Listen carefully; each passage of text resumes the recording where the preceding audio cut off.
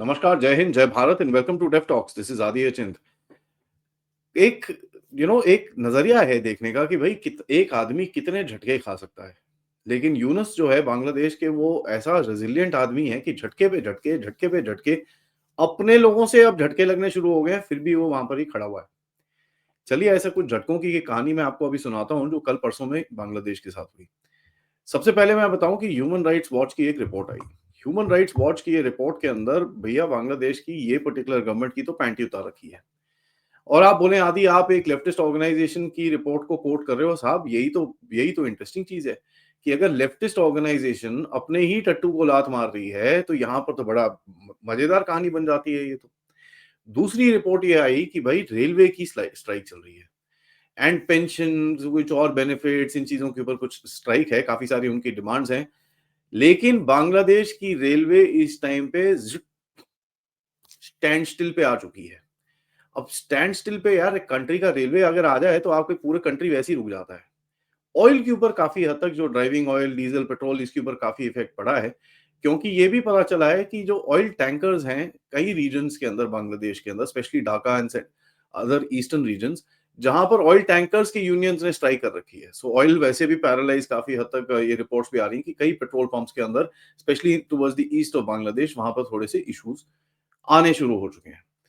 So railway strike which is left hundreds and thousands of people stranded. ठीक है, हजारों लाखों में लोग खड़े हुए हैं रेलवे स्टेशन के ऊपर और सोच रहे हैं किस तरह जाएं, किस तरह कैसे जाएं।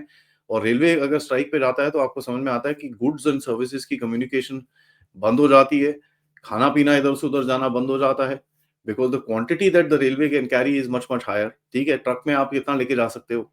सो there is of course a huge issue that is coming here. But आते हैं ह्यूमन राइट्स की रिपोर्ट के ऊपर। ह्यूमन राइट्स की रिपोर्ट के अंदर बड़ा लंबी चौड़ी सी रिपोर्ट है और ये 27 जनवरी की निकली हुई रिपोर्ट है। उसके अंदर कहते हैं कि साहब, ये जो जितने भी आप केस वेस फाइल करी जा रहे हो लेफ्ट राइट एंड सेंटर, और जितने भी वेग केसेस आपने फाइल करे हैं, ये बिल्कुल भी ठीक नहीं है और ये बिल्कुल भी अनलॉफुल है। ठीक है, और दूसरी चीज उन्होंने बोला है कि भाई आपने काफी सारे डिटेंशन सेंटर्स खोल के रखे हुए हैं जहां पर काफी आपके पॉलिटिकल ओपोनेंट्स को आपने बंद करके रखा हुआ है। इन सबको रिलीज करना चाहिए। उसके बाद बोलते हैं कि भाई there are credible allegations and evidence of violent attacks against Hindus and other minorities. तो यहाँ पर अच्छा है कि कुछ कुछ दिखता है कि कहीं ना कहीं पीछे कुछ बात हुई है, क्योंकि देखा देखा, आप देखिएगा, बीबीसी ने भी एक इंटरेस्टिंग सी डॉक्यूमेंट्री करी थी इसके ऊपर कि साहब हिंदुओं के साथ या बांग्लादेश में हो क्या रहा है। उसके बाद रिपोर्ट में बोला गया कि ये जो आप स्टेप्स ले रहे हो to investigate the previous regime, ये तो आप एक विच हंट कर रहे हो और ये वही चीज करते थे जो जिसके लिए आप प्रीवियस रिजीम को आप लोग गाली देते थे। और यह लिखा हुआ है पूरा रिपोर्ट के अंदर कि भैया प्रीवियस रिजीम को जो आप गाली देते थे यही चीज करने के लिए, अब आप ही वही चीज कर रहे हो तो कोई फायदा नहीं है उसका। उसके बाद कहते हो आपने काम करा है काफी कुछ पुलिस वुलिस के लिए, ये वो दिस दैट सब कुछ कुछ करा है। बट बेसिकली आपके काम, जो आपने लॉज तो बना दिए हैं, जो आपने इंस्ट्रक्शंस तो दिए हैं, बट आपका जो ग्राउंड पे काम चल रहा है वो प्रीवियस गवर्नमेंट से कोई ज्यादा डिफरेंस है नहीं।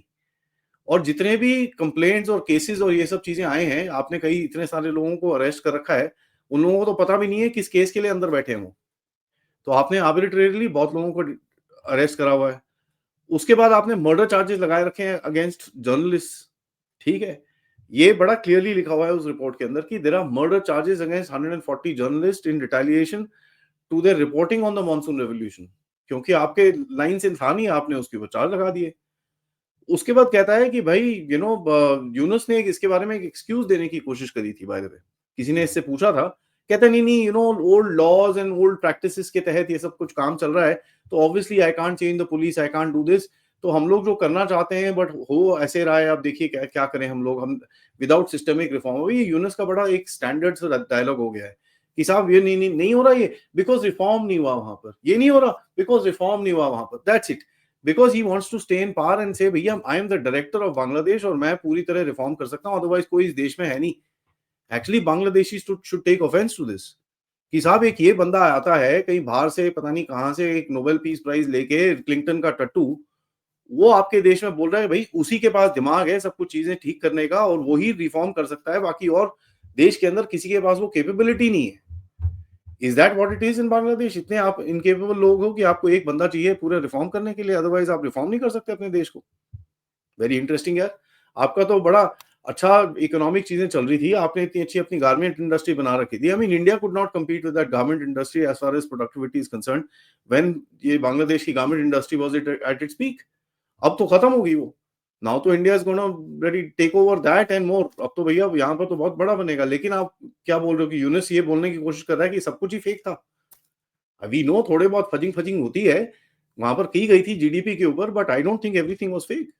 There is just no way and I am not, मैं शेख हसीना को नहीं बोल रहा, ये मैं लोगों से बात कर रहा हूँ।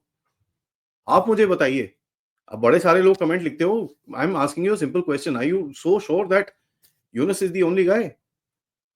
उसके बाद ये रिपोर्ट में लिखा गया है कि भाई fire arms were being used without regulations. आप तो कहीं पे भी किसी को भी गोली मार के आ जाते हो।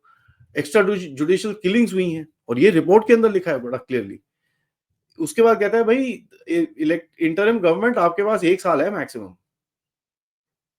उसके बाद आप नहीं कर पाओगे कुछ भी। Very clearly written. तो अगस्त, मतलब इस अगस्त तक आपके पास टाइम है साहब।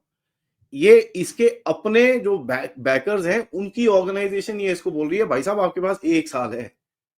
इन no simple words he is been told, बेटा 1 साल में कुछ कर सकता है तो कर ले, वरना साइड हो जा। तो इंटरिमली आपको एक ऑफिशियल डेट ऑफ डिपार्चर दिख रहा है कि भाई अगस्त तक ये गायब हो जाएगा। मेरे को लगता नहीं है he won't last for that long, but अगस्त तक ये गायब होने के पक्के क्लियर चांसेस है, क्योंकि दे आर सेइंग भैया इसके बाद story is over. And as per this report that message has now been send to Yunus. ये बहुत ही इंटरेस्टिंग चीज है। Now funny thing is, Yunus को पता है कि भाई काफी हद तक पैसे पूसे बंद हो रखे हैं।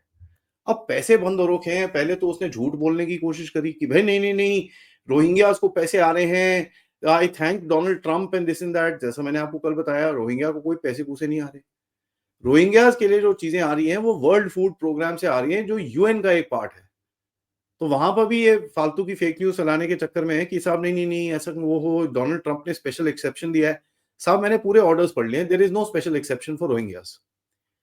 That is absolutely a lie told by Yunus and his tattoos. अब देखो, उसको पता है भैया पैसे बंद हो रखे हैं। गया किसके पास? गया जॉर्ज सोरोस की ओपन सोसाइटी फाउंडेशन की प्रेसिडेंट बिनाइफर नोरोजी।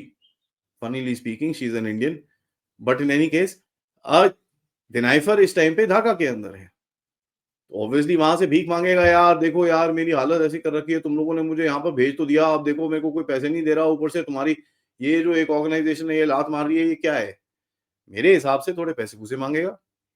जो लेफ्टीज के पास इधर उधर पैसे हैं, तो एक आधा ग्रांट अगर आपको आता दिखा बांग्लादेश में किसी तरफ से, स्पेशली यूरोप की तरफ से, तो जरा थोड़ा we have to keep a track. ठीक है।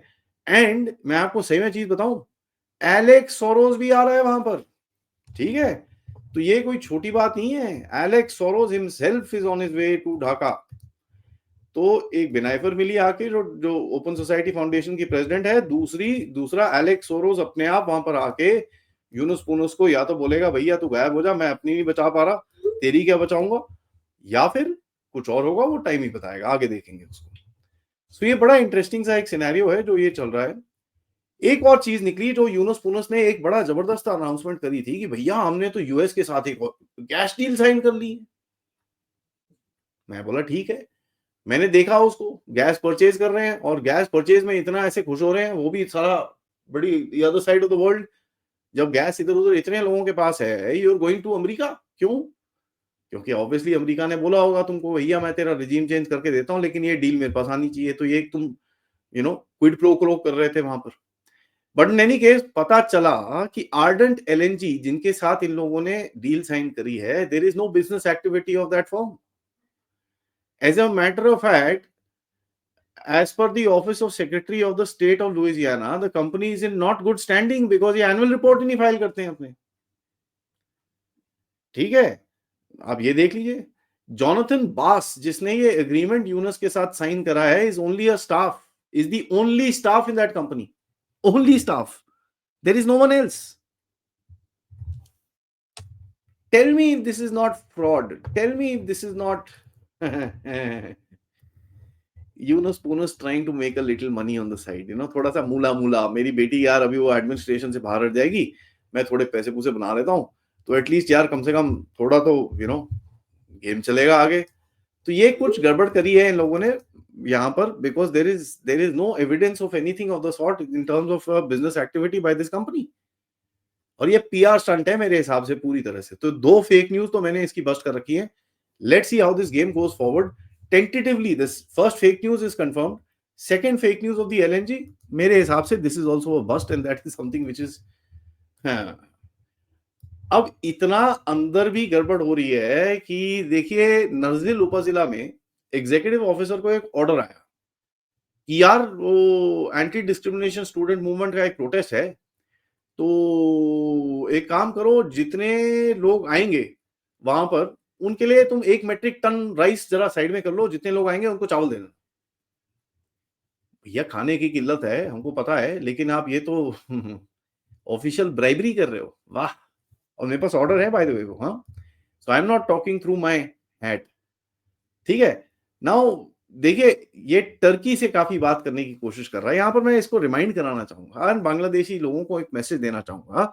आप जो स्पेशली यूनुस के प्रो यूनुस बंदे हैं, नेशनलिस्टिक बांग्लादेशी हैं, शेख हसीना ने 2 मिलियन राउंड्स ऑफ एम्यूनेशन मंगाए थे to handle the July protest from Turkey itself. Turkey ने बड़े हैप्पीली दिए थे शेख हसीना को। सो जिन गोलियों से आपके लोग मरे थे, आज जो यूनुस जिसके साथ रोमांस कर रहा है ना टर्की के साथ, उसी की गोलियां थी वो। On that note, thank you so much for watching. सोचिएगा जो मैंने बोला है बड़े ध्यान से, राइट?